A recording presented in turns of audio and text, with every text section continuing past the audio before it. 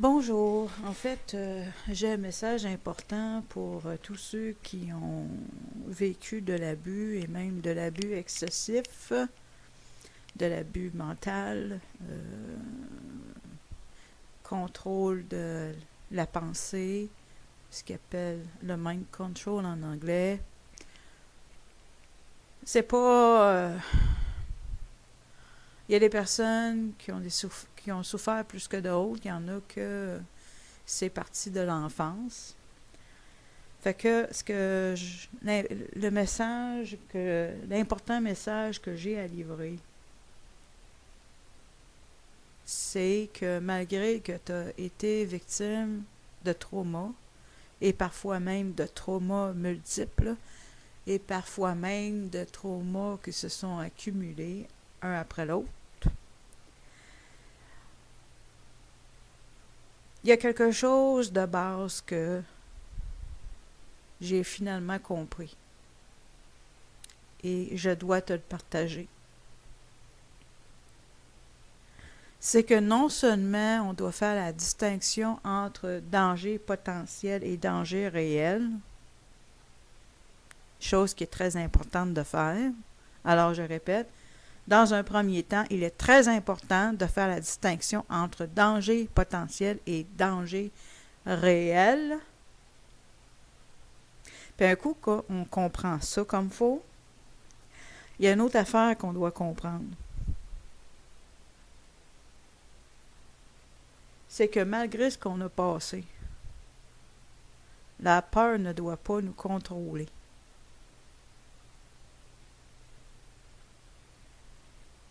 C'est ça le symptôme, le syndrome de stress post-traumatique ou le syndrome de stress post-traumatique compliqué. Dans les deux cas, c'est que la peur est à la base. Et je comprends trop bien. Écoutez-moi bien, là. Je comprends trop bien les deux conditions. J'ai passé par là. Alors, je veux pas que tu me comprennes mal. Je suis pas en train de dire que... non. On va bien se comprendre, là. Un trauma, c'est un trauma, puis c'est une réaction normale, hein, d'être traumatisé, puis c'est une réaction normale d'avoir peur. Je veux qu'on me comprenne très bien. Mais c'est qu'à un moment donné, il faut en sortir de ça. Parce que sinon, on ne guérira jamais. Puis on ne vivra pas. Tu sais, vivre dans la peur, c'est pas une vie. À un moment donné, il faut en sortir de ça. Puis, c'est ça. Mon expérience actuelle m'emmène à réaliser que, parce que je voulais m'en sortir de cette boîte-là, parce que tu peux pas rester tout le temps là-dedans, tu peux en devenir fou, à un moment donné, c'est qu'en fin de compte, là, c'est ça. La peur ne doit pas nous contrôler.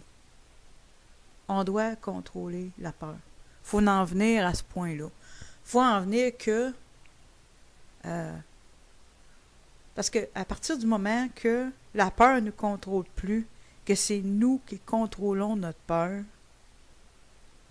je peux comprendre que c'est difficile de contrôler la peur, OK? Mais tu sais, à un moment donné, avec le temps, puis avec les expériences qu'on vit dans notre vie, ça nous emmène à un moment donné à réaliser que il faut contrôler notre peur et non l'inverse. Puis ça, ben, c'est juste avec le temps, parce que dans un premier temps, c'est impossible, OK? Une personne traumatisée, c'est impossible qu'elle contrôle sa peur dans un premier temps, c'est évident. Je nie pas la réalité, là. Mais c'est qu'à un moment donné, avec le temps, on devient plus objectif, tu comprends? Puis à un moment donné, on en vient qu'à comprendre que pour se sortir de cette impasse-là, du syndrome de stress post-traumatique ou du syndrome de stress post-traumatique compliqué, c'est qu'on ne peut pas se laisser contrôler par la peur. La peur ne doit pas nous contrôler. C'est ça le syndrome. C'est ça la base du syndrome. Que ce soit un syndrome de stress post-traumatique compliqué ou pas, c'est ça la base du syndrome. C'est que la peur nous contrôle. À un moment donné, avec le temps, puis l'expérience, puis à un moment donné, on sort de cette boîte-là, puis on réalise que pour guérir, il faut faire confiance à la vie. Il faut continuer à faire confiance à la vie. Oui, les personnes méchantes sont là. Oui, tu sais, on nie pas la réalité. C'est vrai que c'est un monde dur. C'est vrai qu'il y a des personnes méchantes. Je suis pas en train de nier ça, là.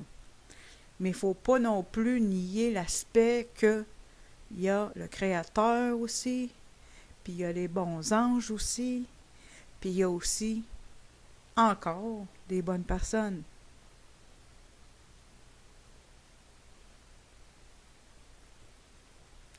Puis quand on en vient à avoir quand on commence à être plus rationnel, ben on en vient à comprendre que la peur ne doit pas nous contrôler. Et puis, je suis bien placée pour en parler. Parce que on a essayé,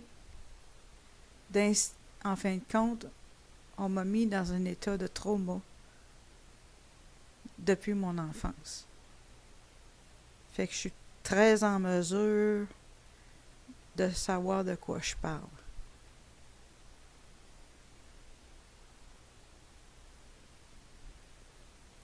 Je suis très en mesure de savoir de quoi je parle. Je sais ce que c'est que d'être conditionné par la peur. Je le sais très bien. Je le sais trop bien.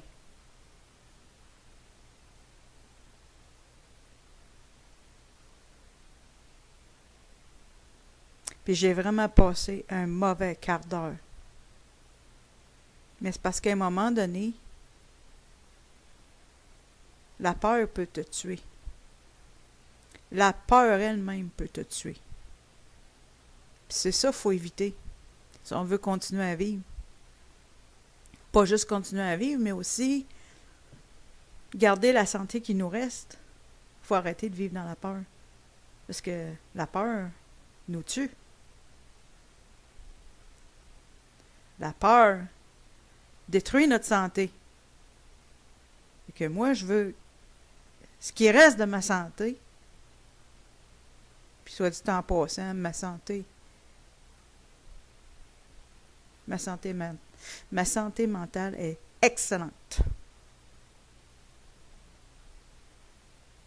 Ce qui reste de ma santé physique, je veux la garder. Puis je veux que les personnes qui veulent s'en sortir comprennent qu'il y a de l'espoir. OK? Ceci étant dit, il faut vraiment garder l'espoir en la vie, peu importe la merde que l'on a mangée. Peu importe la merde que l'on a mangée, il faut garder espoir en la vie. Alors, j'arrive à ce que j'ai réalisé aujourd'hui. J'arrive à ce que j'ai réalisé aujourd'hui. Voici ce que j'ai réalisé. Alors, je disais précédemment que oui, effectivement, il faut faire la différence entre danger potentiel et danger réel.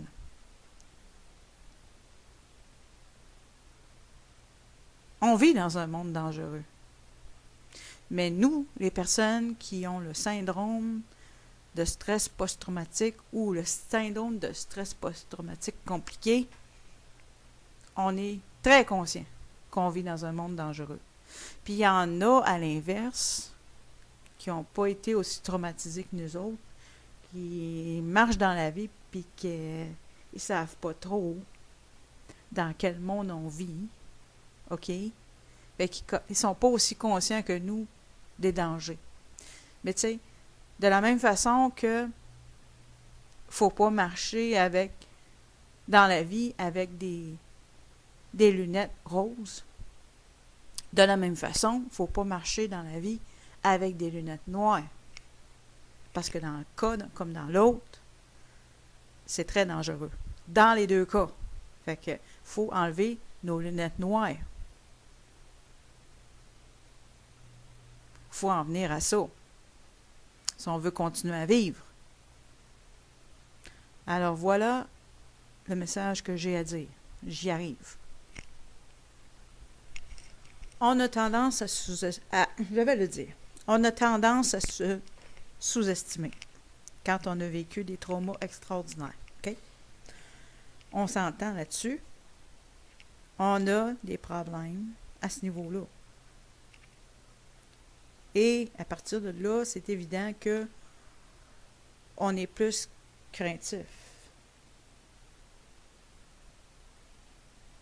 À cause que...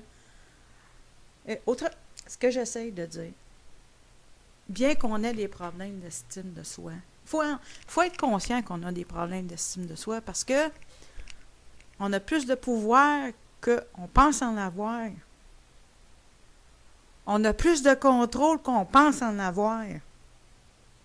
Puis quand on a été traumatisé comme moi je l'ai été depuis mon enfance, ben, on a vraiment plus de contrôle qu'on peut le penser.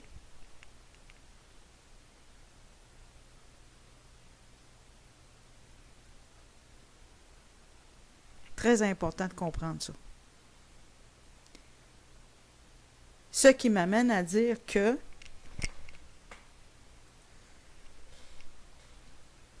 il y a un ennemi de l'humanité.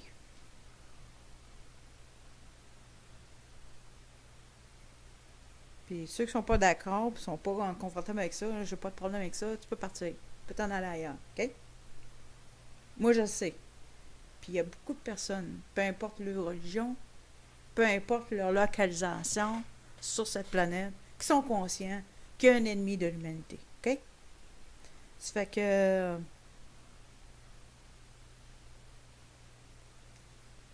ce qui arrive à un moment donné, c'est que bien que le Créateur te protège, bien que le Créateur te protège, bien que les bons anges te protègent,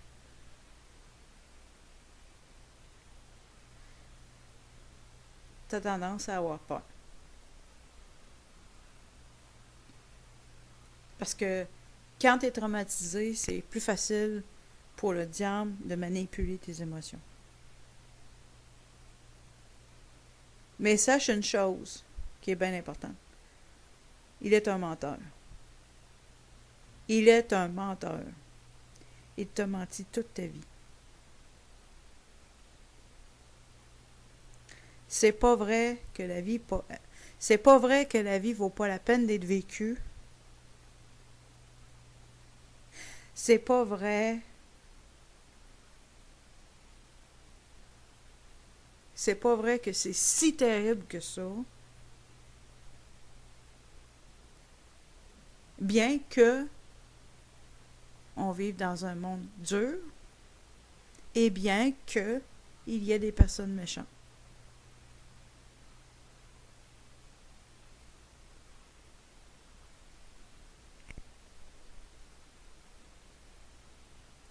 De la même façon que les personnes qui t'ont attaqué t'ont fait du mal, sont des menteurs, de la même façon, le diable est un menteur. Puis c'est lui ton véritable ennemi. C'est lui. Je le répète, c'est lui ton véritable ennemi. C'est pas les êtres humains qui ont des ressources limitées pour te rejoindre. Comparativement au diable, le diable peut te rejoindre très facilement, juste par te suggérer des choses qui sont pas vraies.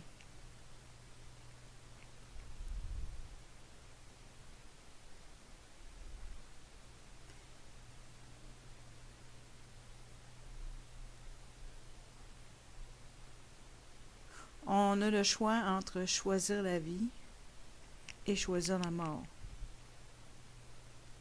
Et je suis bien placée pour dire que la vie vaut la peine d'être vécue. Faut juste être prudent.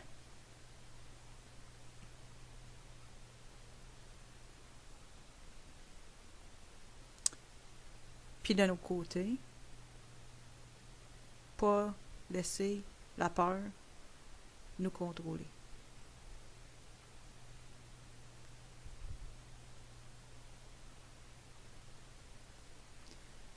Prudence et de rigueur.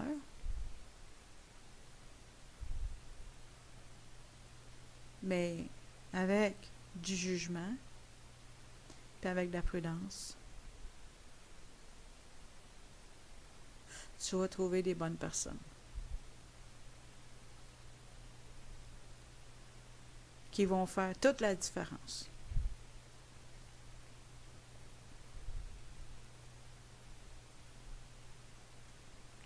Le suicide n'a jamais été une option pour moi.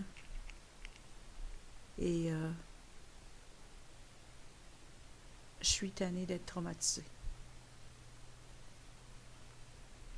Donc, je prends conscience que Satan a fait un gros trou dans mon cœur pour me manipuler et me tuer.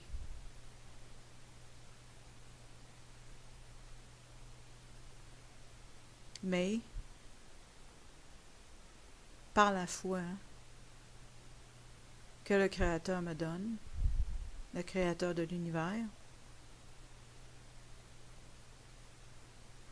je refuse de croire à ces mensonges. C'est vrai que j'ai jamais eu de père humain, c'est vrai. Je ne nierai pas la réalité. Mais il y a un créateur et il m'aime beaucoup. Et je suis un membre de sa famille. Et il m'appelle son enfant. Il va jusqu'à ce point-là, jusqu'à m'appeler sa fille. Il n'a pas honte de m'appeler sa fille.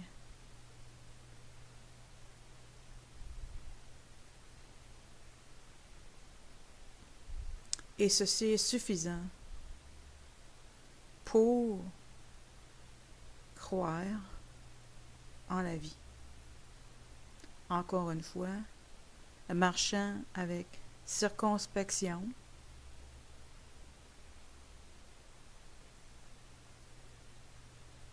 mais d'un autre côté, Satan veut nous tuer, puis écouter ses mensonges peut effectivement causer notre mort. Et moi, j'ai décidé que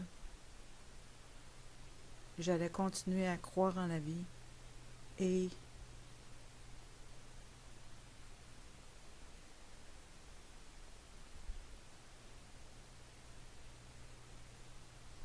C'est ça. Carrément, c'est ça. J'ai décidé de croire en la vie. J'ai changé. Je suis différente. Alors, cette épreuve-là, ou ces épreuves-là qu'on a eues, nous a transformés, a fait de nous des personnes différentes. À partir de là, on interagit différemment avec ce monde-là et on procède différemment avec ce monde-là, qui fait en sorte que, finalement, on s'en est sorti. On est vainqueur. Alors, encore une fois, je ne nie pas que le trauma fait en sorte que quand une plaie,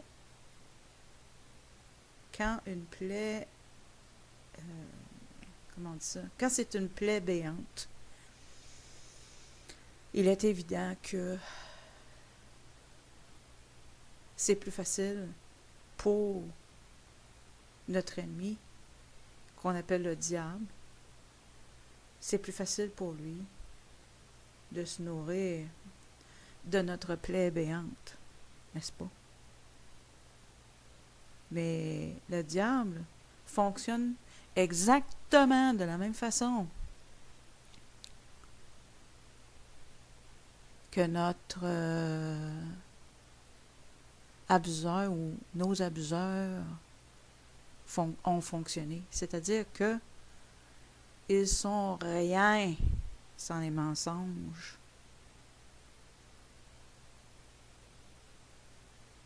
Sans les mensonges, ils ne peuvent pas se nourrir. Et quand il n'y a plus de plaie béante, ils sont obligés d'aller ailleurs parce que il n'y a plus de sang pour se nourrir. Figurativement parlant, bien entendu. Hein? Mais la plaie béante n'est pas figurative. Même si elle est émotive, elle n'est pas. Même si elle est émotive ou spirituelle, elle n'est pas figurative. On se comprend bien. Mais fermez la plaie béante.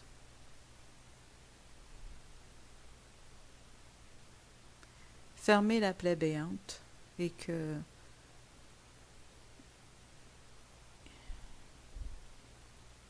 replacez les morceaux qui ont été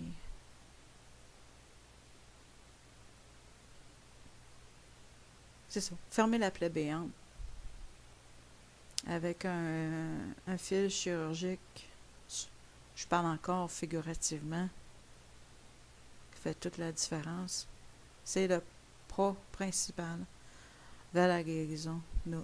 Peu importe combien tu as été traumatisé, peu importe combien de temps tu as été traumatisé, peu importe par combien de personnes tu as été traumatisé, tu peux, avec l'aide du Créateur, fermer cette plaie béante.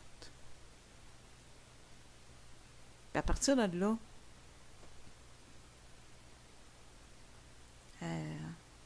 c'est plus difficile d'être influencé par les mensonges du diable. Oui, effectivement, tout le monde meurt, hein? Ça fait partie du processus de la vie que l'on connaît. C'était pas supposé d'être comme ça. Adam et Ève, dans le jardin d'Éden, ils devaient vivre éternellement. Et oui, ils n'avaient pas été créés pour mourir 75 ans après. Et oui. Mais bon, c'est la vie qu'on a aujourd'hui. On est, on vit, on meurt. C'est le processus normal, entre guillemets, après la chute. Bon, fait que tout le monde meurt un jour, mais je veux dire, c'est la qualité de vie qui compte. Puis, vivre dans la peur, c'est pas une vie. Fait que...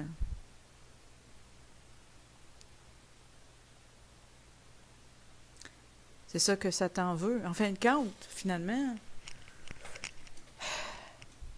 Notre âme, c'est ça le vrai...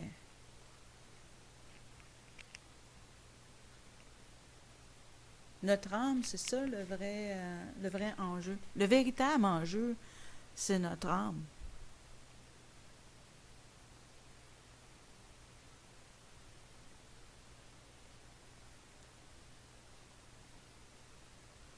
Peu importe le nombre d'années que l'on vit, ce qui est important, c'est de s'arranger pour avoir une qualité de vie. Et ça, c'est pas possible si on vit dans la peur ou si on écoute les mensonges du diable. C'est pas possible. Et ça peut raccourcir notre vie. Et ça peut nous tuer. Ça peut même nous tuer spirituellement. C'est ça. Il ne faut pas en venir à un point que on ne croit plus en la vie. Il ne faut pas en arriver à un point que on tellement souffert. Oui, c'est vrai qu'on peut avoir tellement souffert. Mais il ne faut pas en venir à un point que on n'a plus d'espoir en la vie.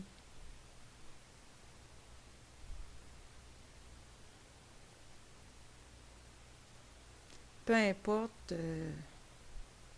comment gros sont nos ennemis, ils peuvent tout de même pas être plus gros que le diable. Puis ils peuvent tout de même pas avoir le même pouvoir que lui. Puis c'est à nous de limiter son pouvoir dans notre vie. C'est notre choix.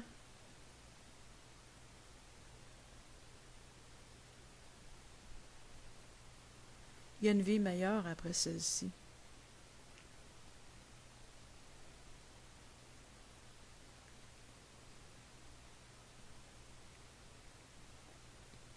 C'est notre responsabilité en tant que... chaque individu, c'est sa responsabilité de faire de son mieux pour augmenter sa qualité de vie. Et je prends mes responsabilités. Alors voilà. En espérant que ça va t'aider, mais moi, c'est un excellent revirement. Le début d'une nouvelle vie. Voilà. Merci pour ton écoute.